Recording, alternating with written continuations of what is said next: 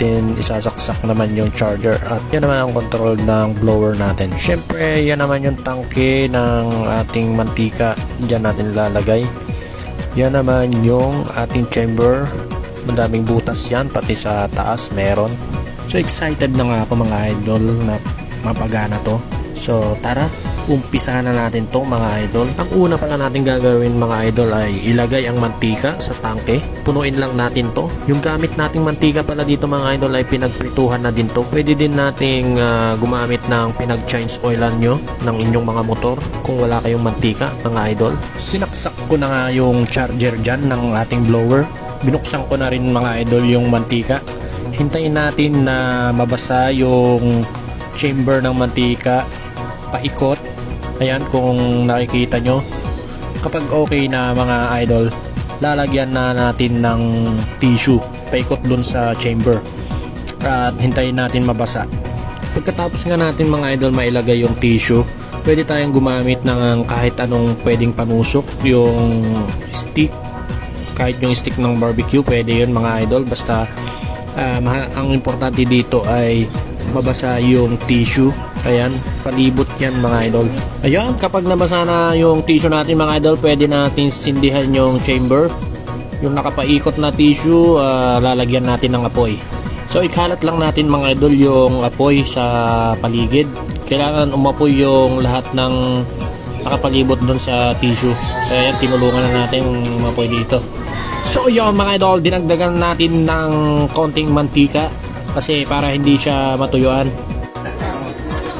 So yan, painit muna natin yung chamber bago natin buksan yung blower.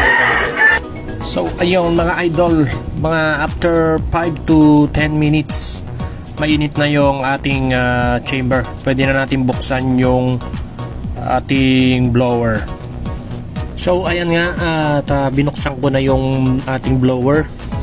Tapos pag binuksan yung mga idol yung blower, kailangan isabay nyong buksan din yung mantika para hindi matuyuan at hindi mawala yung ating apoy. So ayun mga idol, looking good. Maganda yung apoy niyang nilalabas, kulay blue. Hindi lang natin makita masyado mga idol kasi maliwanag dito sa labas. So ayun mga idol, pagka steady na siya, pwede na nating laksan yung blower sa yung mantika. Saka natin isalang yung ating lulutuin. Tignan nga po niya ito. Blue siya oh. So ayun mga idol, ang una nating isasalang pala ay magpapakulo tayo ng tubig. Dahil sa lupit ng kalan natin mga idol ay napapalakpak talaga ako dito. The best.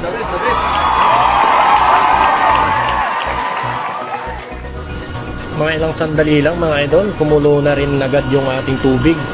Ayan, papakita natin.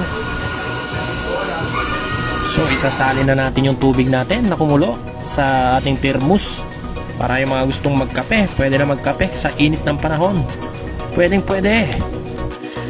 Sana all.